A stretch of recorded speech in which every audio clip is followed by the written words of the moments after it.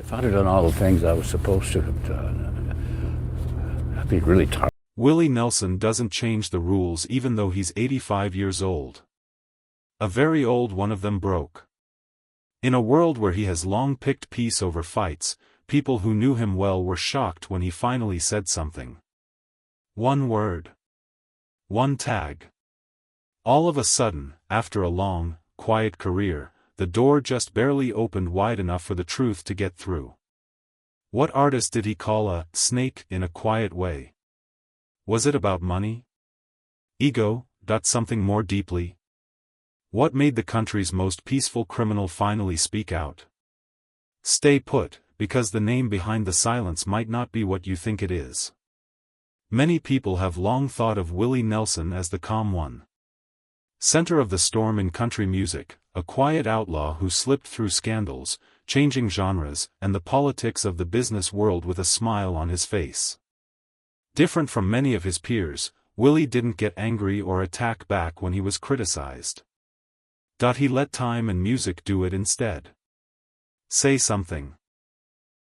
Because he liked marijuana and took things slowly, this picture of him as calm was often strengthened. The sad songs he wrote made him seem immune to the country's fights and egos. The music scene. However, people who knew Willie well say he wasn't blind to the lies or blind spots of his co-workers. He knew more than he told her, and over time, his silence said something on its own. Even though he rarely yelled in public, Willie had a quiet memory of every slight, whether it was done on purpose or not. This man is the type who doesn't react with fireworks, but might shut a door quietly and never open it again. For many years, that quietness kept him out of trouble, but it also gave the wrong impression that he never did anything wrong. Had problems at work or in their personal lives. There's more to the truth than that. Willie's promised to work for peace that didn't mean he put up with disrespect. It just meant that he picked his battles wisely and knew when to give up. When someone crossed the line, he didn't say anything, he just left. That kind of quiet setting of rules, it was often taken the wrong way, as indifference, but it was actually an act of self-respect. Few people think Willie's silence was a way for him to protest. He didn't need to hang out dirty clothes, or he never shared a stage, a song, or even a smile with anyone in the press. Don't get him wrong. Someone he no longer trusted. He would avoid talking about certain artists in interviews, use humor or a story that said everything without naming anyone to change the subject. And that pattern went on for years. But now that they are 85, something has changed. If it's because of age, family history, or just Willie seems more willing than ever to let the world see the whole story now that he has nothing to lose.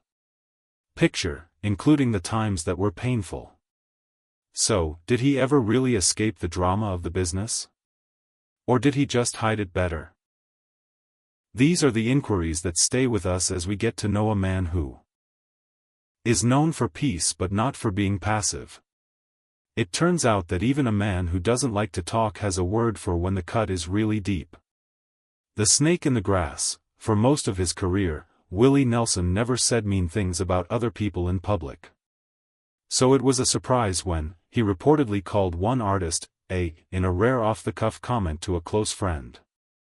The word snake wasn't yelled from the stage or written in a headline, it was spoken softly, while having a private conversation. But for people who know Willie, that one word was not a doubt. It wasn't said out of spite or anger. It came from being let down. Willie doesn't kick around those kinds of words without thinking. The fact that he talks often means that the wound is very deep. It's still not clear what happened between Willie and this unknown artist, but the fallout has been going on for years. People in his circle say it wasn't just one big event, it was a pattern of small lies, broken promises, or maybe even something that broke the most of all, trust Willie. No matter what happened, he never talked to the person directly or made the fight public. He did not have to. Willie's style has always been to leave things alone. Which doesn't mean nothing. And in this case, that quiet departure might have said more than any fight could ever do. What's interesting is that Willie has never said for sure who the so-called snake was, but fans and insiders have made guesses. Some say it was former partners who broke up, while others say it was rising stars who got into a fight with his morals when no one is around. But Willie has done what he always does and kept the mystery alive. It could be to avoid making more news stories than are necessary, or it could be as a last act of grace for someone who didn't deserve another chance in his eyes.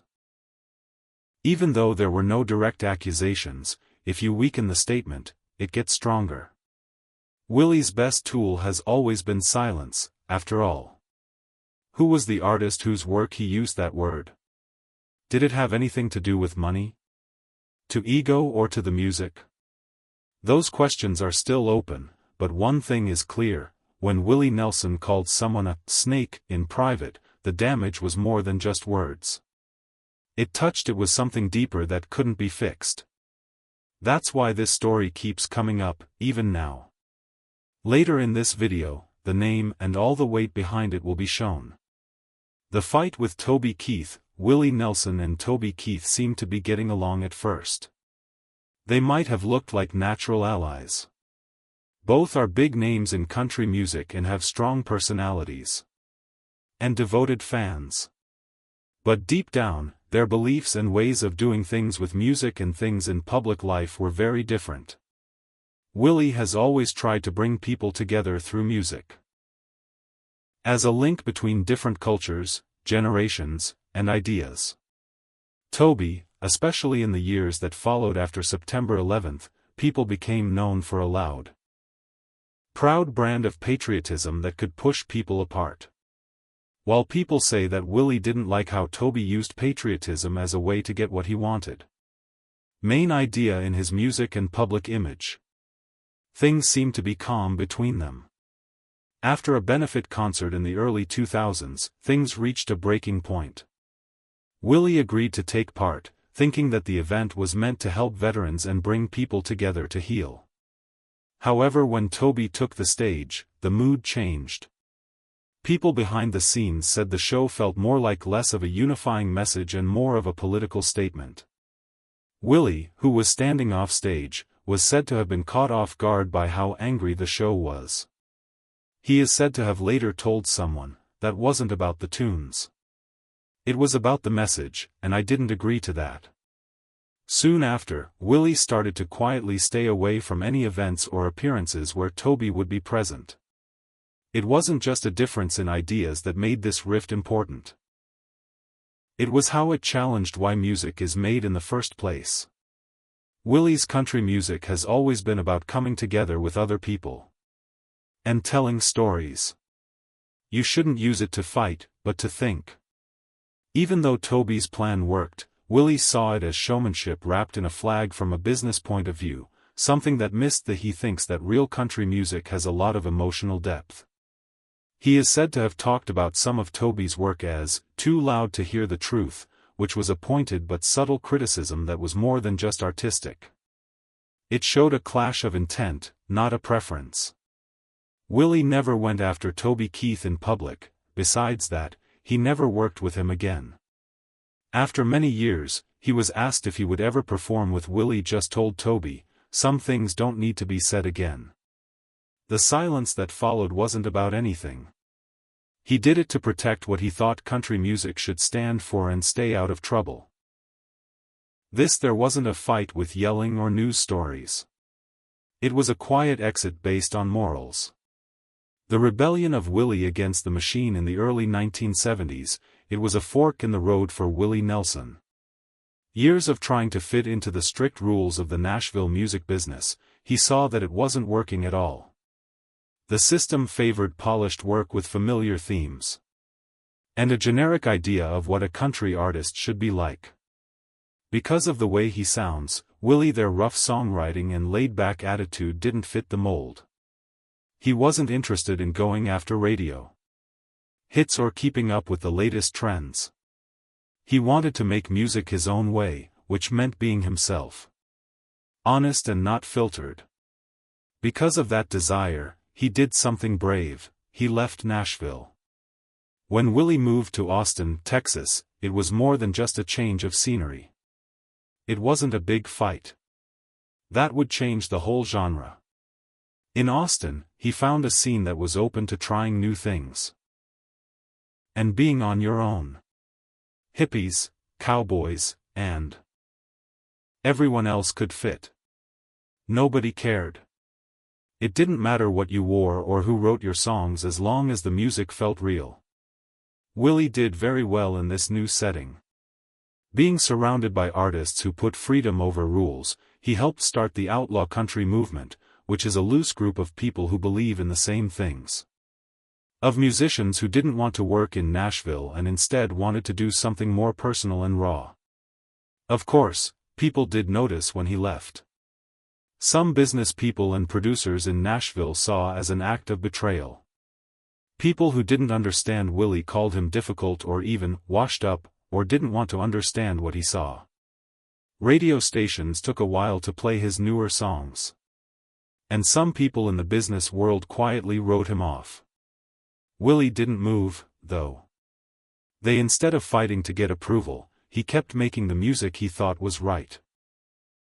Red-Headed Stranger and other albums like it showed that it was possible to succeed outside of the system.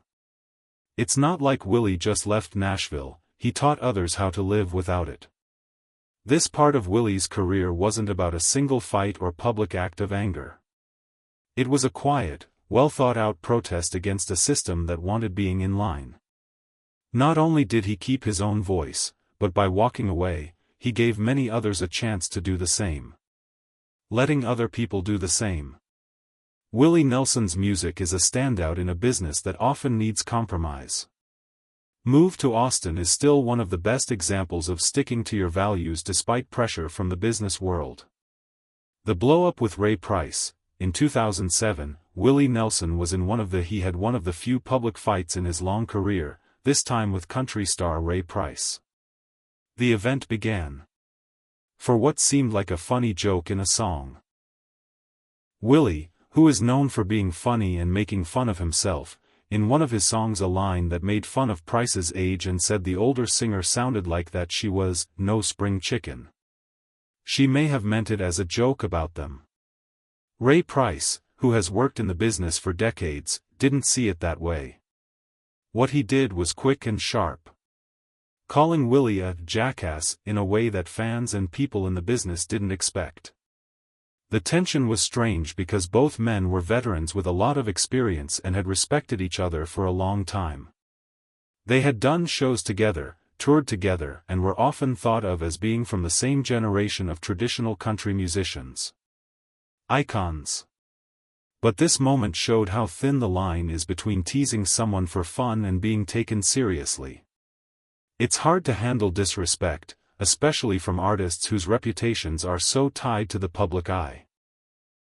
For Ray Price, the joke seemed to make him less important and maybe even suggested at that age, he wasn't as important.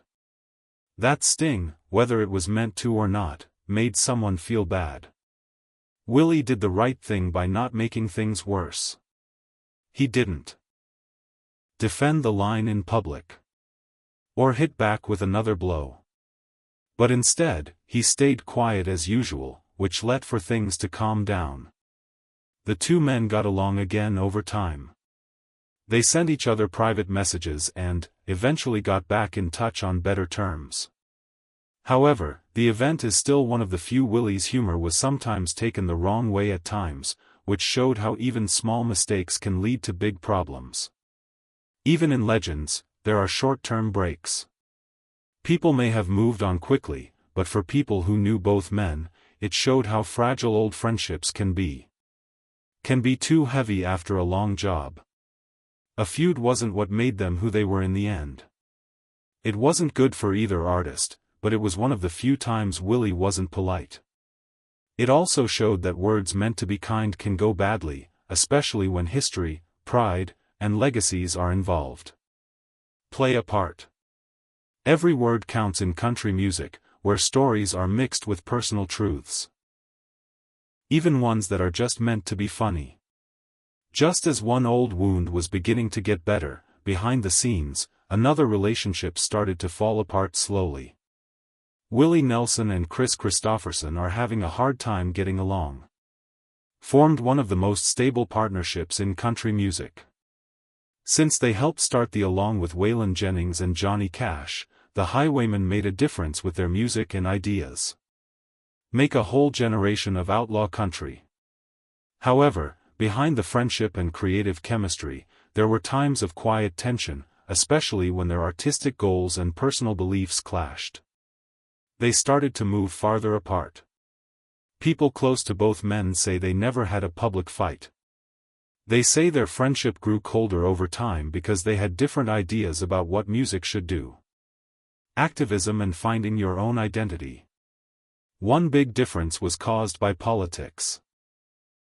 Kris Kristofferson has been one of the most political country singers for a long time. Not afraid to say what they think about controversial issues. Willie took part in politics in his own way, tend to be more measured, especially when it comes to issues like marijuana reform and family farming. Use a diplomatic approach. In the beginning, their different styles didn't cause any trouble. But as the culture changed and public statements became more important, the gap grew. It's harder to ignore. Willie's friends have said that he might have felt stuck in the middle sometimes. You don't want to push too far in one direction and lose fans or other artists. The real change is said to have happened at a political fundraiser in the late 2000s, where both artists had been asked to play. At a time meant to be funny backstage, Kris is said to have said that Willie was more of a mascot than a musician these days. The comment may have been made in a casual or even friendly way, but it hurt. For someone whose reputation was built on honesty and respect, being brushed off as the insult of calling her a symbol instead of an artist stuck with me. Willie never answered in public. In the years that followed, though, people who knew both of them well noticed a clear gap between them. They never really broke up, and they were never enemies, but things changed between them. Less joint showing up. No new working together. The conversations that used to happen all the time happened less often. The ending wasn't exciting, but a calm drift between two legends whose paths didn't meet like they used to. The bond they made when they were at the top of their game will always be a part of country music history, but it's important to remember that words can hurt, even when they're said between friends. With The Shiny Side of Country, Willie Nelson has always stood for a certain kind of country music that is real, honest, and based on real life. So, when the country started to drift, he didn't join the cheers as the music moved toward polished pop influences.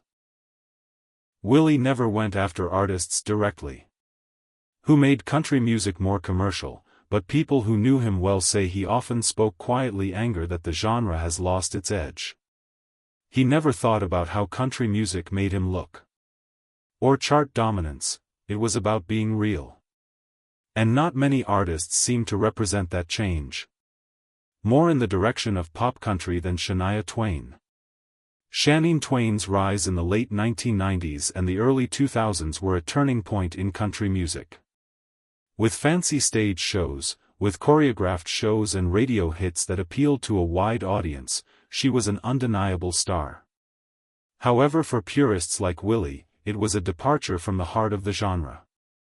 There's no doubt, Shania was talented, and Willie never said she wasn't. But he was said to have thought that the heart of her music was made to appeal to a wide audience, not to tell a story. During private talks, he said that some performances were like Vegas dressed up in boots, which was more of a jab at more about his ideas about direction than about the person. One of the most telling moments happened when important country music awards show. She was just named Entertainer of the Year. A big win that showed the music business fully embraced a smoother, more pop-influenced sound. Willie was in the crowd that night. He cheered, but it wasn't with much enthusiasm. Later, a moment behind the scenes, what they said to each other said even more. When Shania smiled and offered her hand, she was very kind. Willie said yes, but did not stop moving. It wasn't rude, but it also wasn't warm. It was cold and silent. Said by a man who rarely showed disapproval in public. People who saw it knew what it meant. Willie wasn't mad, he was just sad. It wasn't a fight, and they didn't say anything in public. Afterward were traded. But Willie's silence said a lot. He never talked about Shania in interviews. Again. And she never worked with any of the up-and-coming pop country stars who came after her. Willie wasn't interested in keeping people out. He wanted to protect a tradition that he thought was being lost in the show. And when Southern-style country music started to sound more like pop, Willie stepped back quietly and chose to stick with the version of the genre he helped create.